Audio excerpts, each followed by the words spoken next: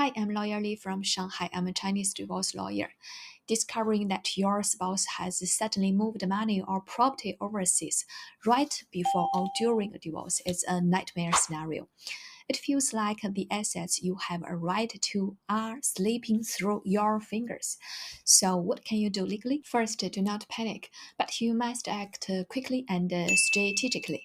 The key is to shift your goal from simply getting the assets back to proving the transfer happened and holding them accountable. Your most powerful weapon is to file an application with the Chinese court for property preservation.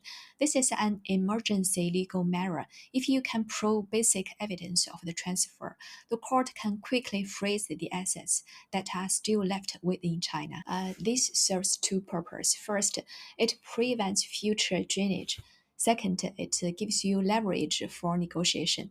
Second, the other side can't access their Chinese funds either. Next, you need to prove the overseas transfer happened. Look for any digital footprint, bank statement showing international wire transfers, emails discussing the transfer, or messages where they might have accidentally mentioned it. Under Chinese law, secretly transferring or hiding marital property is a serious offense. When this is proven, the court can penalize the guilty spouse. The most commonly penalty, they may receive a smaller share or even none of the remaining material assets when the final division happens. Now, let's be realistic about the assets already abroad. It's very difficult for a Chinese court to directly seize a bank account in the US or a house in Europe. You would likely to need to start a separate lawsuit in that country, using the Chinese divorce judgment as evidence, which is complex and expensive. So your focus should be on the asset you can control, what's still in China.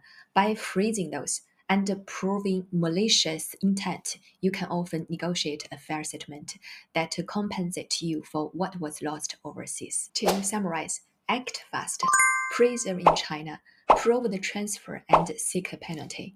Your leverage is within China jurisdiction. If you are facing this situation, time is not on your side.